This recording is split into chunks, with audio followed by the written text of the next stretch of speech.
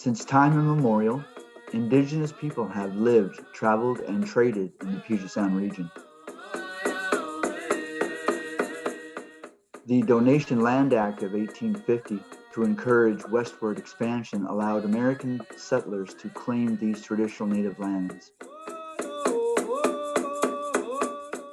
The explosion of immigration into the region that followed forced the U.S. government into a fraught treaty-making process with local tribes. The original terms of the Medicine Creek Treaty were inadequate and ultimately unaccepted by tribal leaders, resulting in war. The Indigenous Voices podcast is an extension of the award-winning Puget Sound Treaty War Panel series and Fort Nisqually Living History Museum.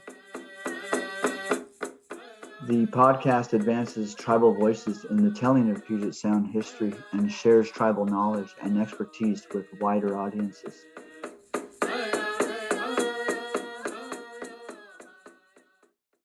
In September 2022, the Puget Sound Treaty War Panel Series was recognized, along with 52 other recipients nationwide, by the American Association for State and Local History for a Leadership in History Award. This award recognizes achievement in the preservation and interpretation of state and local history.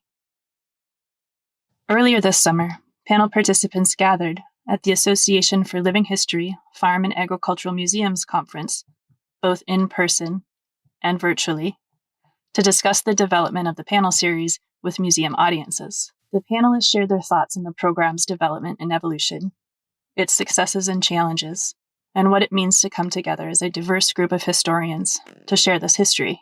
To celebrate the program's recognition by the American Association for State and Local History this month, we wanted to share this conversation in two parts. This is part one. My name is Charlene Krise, and I am from Squaxin Island Tribe, Medicine Creek Nation. My ancestry also includes the Puyallup, Nisqually, and Squaxin on my father's side. My mother's side, Colville Confederated Tribes, but also some Yakima. My mother descends from the Chief Joseph band that was imprisoned in Nez-Pelum. And my stronger side is my father's side, because growing up in Camilchi, but growing up in some of the areas where our family would harvest hops and berries, and we were migrant workers. And this is how my mother and father met each other. It's good to be here because I believe that we all are walking history. We all have history to share with one another. It was such a good opportunity to be able to connect with Fort Nisqually and their project that they were doing. It's good to be here. Thank you.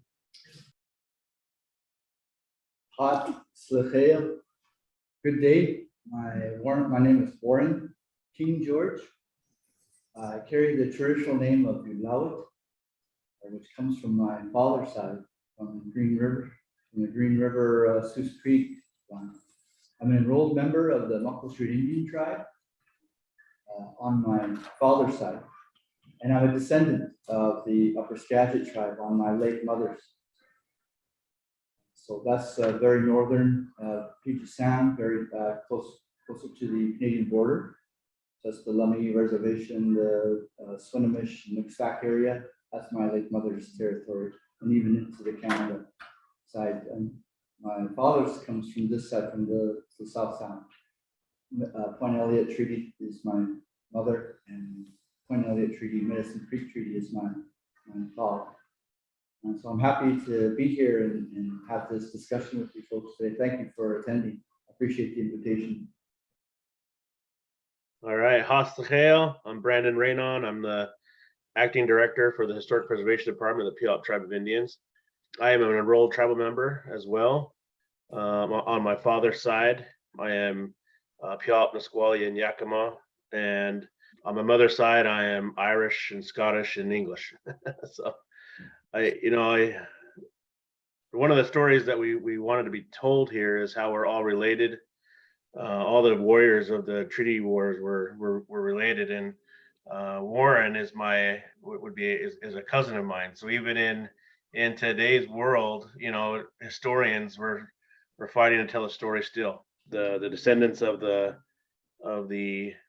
Treaty War warriors we're still kicking, we're still telling the story. So I also am grateful for the opportunity to talk with you guys today. I'm Jennifer Ott. I'm from HistoryLink, and I have been just thrilled to be part of this project. We've been working on improving and increasing the amount of tribal history we have on HistoryLink for a few years, but one of the challenges has been time. And this program has just given me the opportunity to really spend time with people that can tell me these stories, and so I can learn about it, and it's been just invaluable for that.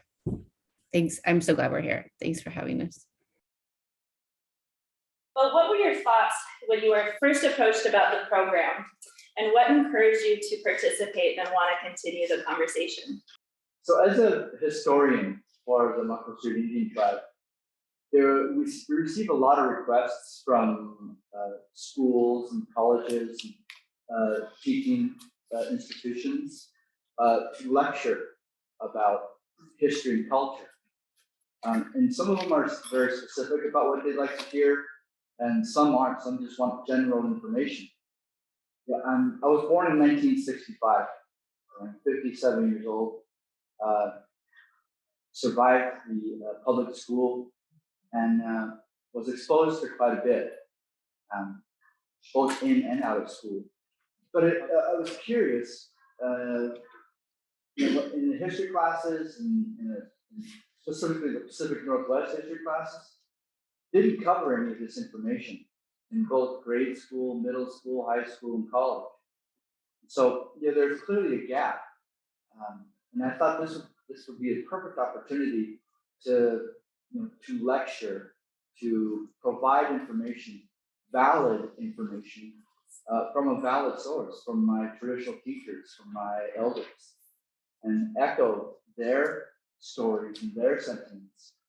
And I thought, what a wonderful opportunity to share that story about how things happen, why they happen, and from our perspective, from the Native perspective, not from an ethnographer, an archaeologist, an anthropologist, but from a Native American whose ancestors survived all of those centuries, all those thousands of years in this area. And I thought this was a perfect opportunity to share information and echo those traditional teachings and values that were exposed to myself during my younger years. What really got me interested in this topic was kind of what, Warren captured it all. All the sentiments he shared. But I think it's like I was quoted there in the beginning. It was the opportunity for the tribes to tell their version of the story. Even in Washington State history, when I took it in high school, we didn't talk about this war. It was something that so even in history, it's been kind of lost. We've been fighting for all these tribes have been fighting to preserve the battlefields for the past few years, and even the state historic preservation and all the state historical societies are kind of like, whoa, we forgot about this. We're fighting for the history to be told, but to be told from our perspective for once. I grew up like Warren did in the public school system, and I was told my story. I was told my history. And then when I started working for the Puyallup tribe in the historic preservation department, it all began to make sense because my dad would tell me stories about the history, but it was different from what I was being told in school. And so I'd often find myself getting in trouble because I'd be challenging the teacher about what she was telling me. And this gave us the opportunity for the tribes to tell our story from our perspective, and be able to share it with our voices, with our sentiment, and have that personal connection to these stories. These weren't just people who lived long ago, like you find a lot of, like when you hear history being taught in England or something like that. These are just folklore folks. No, these are our relatives. We are descendants from these warriors, and so their story needs to be told through us. It's a forgotten history, and And as their descendants, we need to carry on their story. And so this gave us the opportunity to do that.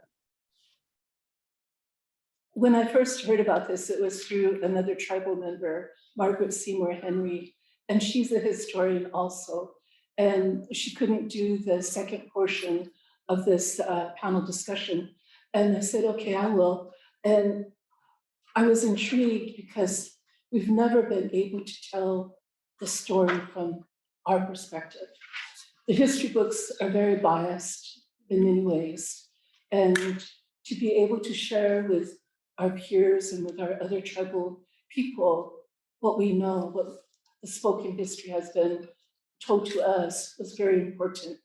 My older cousin, he was a Vietnam War vet, and we were out fishing and we'd be out there waiting for the tide to change. And so we'd hook up, hold on to each other's boat and listen. And he always had history to tell.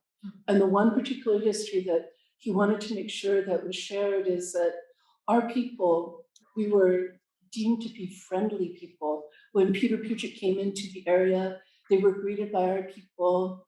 They recorded in their history journal. The sight was horrific because we came out in our feathers and our black glimmer and our red ochre. He said he equated it to the lords of England, where they would have their powdered wigs and their white makeup and beauty dots. And our people in the Eld Inlet greeted the Royal British Navy.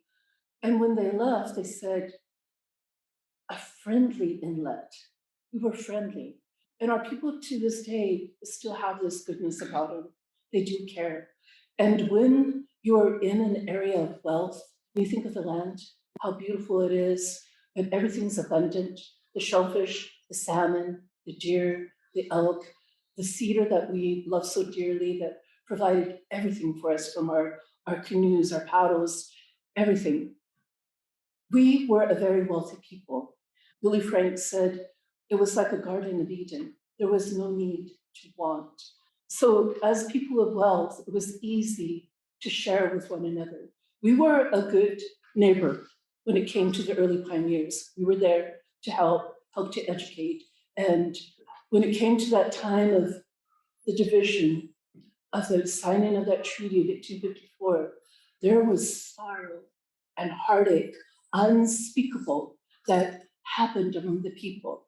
I attended a conference the other day and someone said, when you get on the ground and perseverance is like this, you get up. If you have to crawl to your destination, you do that. Tribal people, we got up, we kept walking, kept making our way. There was a lot of wounds, a lot of hurts, a lot of historical trauma that we had to carry. One of the tribal elders, he said, when we open up this museum, we are going to have to be very careful what we share with one another, because some people cannot carry the agony of the history of their ancestors, and we've been carrying it. We were split. We had some tribal members so concerned for the early pioneers that we went to their farms, to their places where they lived and said, come on, you guys gotta get your stuff together. My people are so angry. They might kill you. Come on, let me help you get this stuff. I brought my canoes. Let's load them up. You had that one side of the tribal people just urging them, get to the blockhouse, or going to families and saying, please get ready. My people are at war. They're so angry because this Medicine Creek Treaty, you placed us on this island, no running water, no rivers, and our traditional foods and medicines are not there. We had that side too. They're just like, oh, seeing red. They were ready for a battle.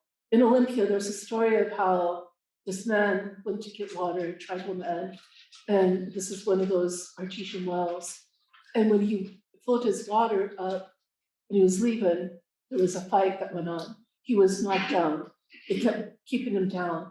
And this is a native man that they keep pushing down and punching on him. And this is written by an early pioneer. And this man reached out to the native guy and handed him his water. The native walked away. Now we're at the time of war. And this man, he was from the Eton Rangers. he was on scouting duty and with a couple other guys, they got jumped. And those Native men, they were working those 3 non-Indians over, and the man all of a sudden it just stopped. And reaching out to him was that Native man that he had reached out to. And he lifted him up, helped him get on his horse, and those men got away. Humanity was present in the time of war, yet at the same time, our people were so ready for the war, because talking about getting the short end of the stick, Squaxin did. We did not get that mainland that was promised at the signing of the treaty, but was spoken. We trusted those that spoke this was going to happen. No, it didn't happen. And so that's why our people went to war. I have to admit, I was a little nervous. I knew this would be a hard topic, and I didn't entirely trust my own knowledge to do it well. And but I know Warren, I know Brandon, and I figured they would help me and forgive me if I did stumble, and they did. But one of the reasons I was nervous is I knew just enough to know that I didn't know very much. And so, because truly we weren't taught this in schools in a way that even made sense, but we just didn't question it because that was just the way it was taught.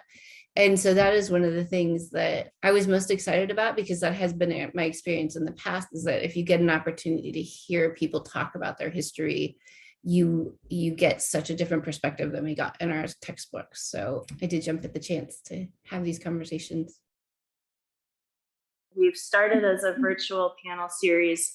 We're now producing a monthly podcast, which has taken a different shape. I'd love to hear from folks about initial goals of the program in your mind and whether or not those goals that you have changed over time.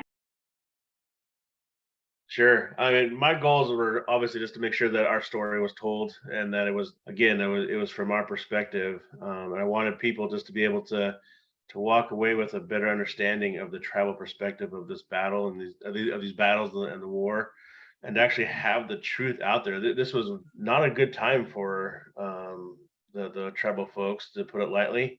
We were hunted. Our children were hunted, and I wanted that story told. When I say children, I'm talking children, toddlers were hunted, and that's just that's never told. The whitewashing of the history, the making sure that those sides aren't told. I wanted that to be told. I wanted people to hear the stories of this history, and I wanted them to walk away with a greater understanding. And my goal was just to make it through the panels, and they definitely have shifted, because now the podcasts, I think, are even greater. I mean, they're even a better opportunity to a larger audience. We're able to tackle more subjects. As we all learned, 4 panels was definitely not enough to get the entire story told. And so shifting over to the podcast version, where we're able to really get in there and discuss each subject and each area, and really focus on the history, but also focus on the fact that we're still here. We are a vibrant, we are resilient people from all the tribes, not just the 5 represented on this panel, but from all the 29 and all the 574 that we have recognized, and the unrecognized as well. Stilichum is an unrecognized tribe, but they're still here. They're still fighting for their recognition too. And so our stories continue, and I wanted people to understand that we're not just people in a book, or people on a movie. We're here, we're resilient, and that we continue to tell our story. One of the things is I've learned about myself is that I can be a little bit literal. And when I came to this, I was looking at the mechanics of the treaty war, and what triggered it, how it happened, and then the after effects. And we certainly covered those things. But the thing that I took away from this group and their willingness to have very open conversations, and the young people that I got to interview for the short video that we did, was that you can't shy away from the harder, sort of the personal, the emotional. That's what's missing from that textbook history, is that these are individual people and their families, and this is really not that long ago. You know, to take the time to do that and to do it in a setting where everyone has kind of agreed to talk about it, so you don't feel like you're intruding too much on their personal space. I'm always a little bit unsure about that. You know, some of them have been hard. Some of this is really, really hard history to talk about and to, you know, to sit with and know that it still affects people today, really in just fundamental ways. And that there's nothing you can do about it, right? You can't fix it. You can just try and do better. That's also kind of a hard thing to sit with sometimes. But that is probably the biggest change, that I came to this with a very, have your outline, cover your questions, do all that. But then I have learned just so much more than I anticipated. Yeah, in my opinion, the goals were exceeded. Really, this group of people with Elizabeth at the helm really guided this and made it a real success. The objective from where I sat was to provide information, was to provide subject matter that would eventually end up in curriculum at some level, at virtually any level. So from grade school all the way up to college level. You know, that was the goal from my perspective. That was the intention. And that really, in my opinion, this group really, you know, put their best effort forward and knocked it out of the park. I'm really pleased with that goal being met. And as far as the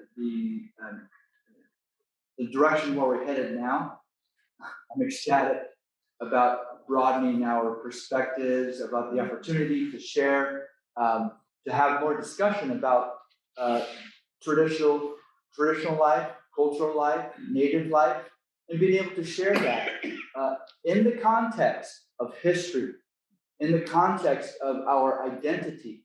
And that was big. That's key. Because like you heard at the very beginning, Brandon and I share blood. And it's not our fault that we were not aware of that until this panel.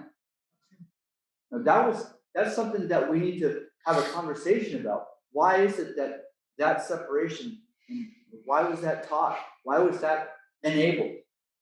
So bringing us back together, having that conversation about why and when, you know, all those details. Well, hopefully that's where our podcast, the future podcast will go, to help everybody understand it. So we don't, right? So we can learn that lesson over again. Yeah, extremely valuable. And I'm pleased about the expansion of the podcast. I'm happy with the direction it's going. Who knows? Maybe next we'll talk about textbooks.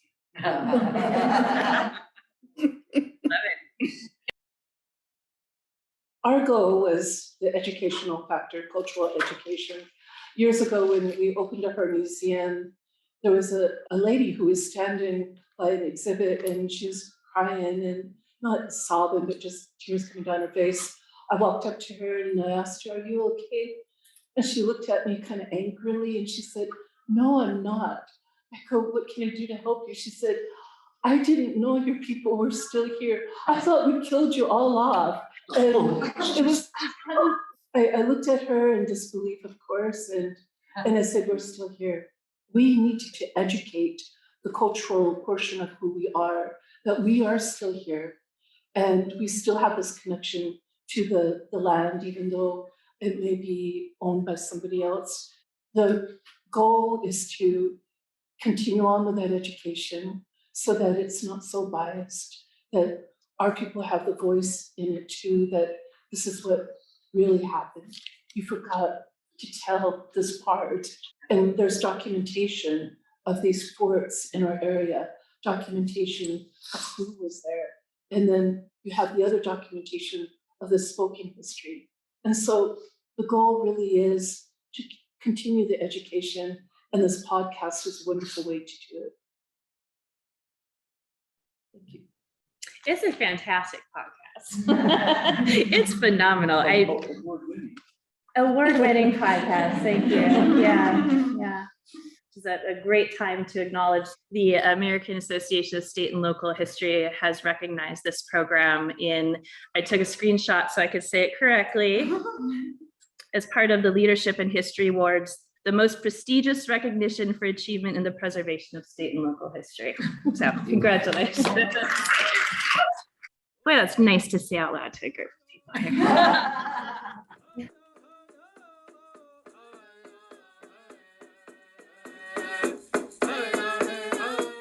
Thank you for listening.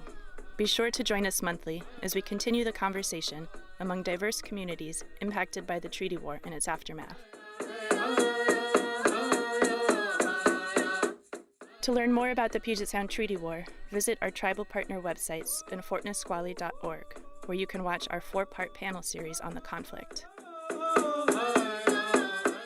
This podcast is generously supported by the Tacoma Historic Preservation Office and the Tacoma Arts Commission.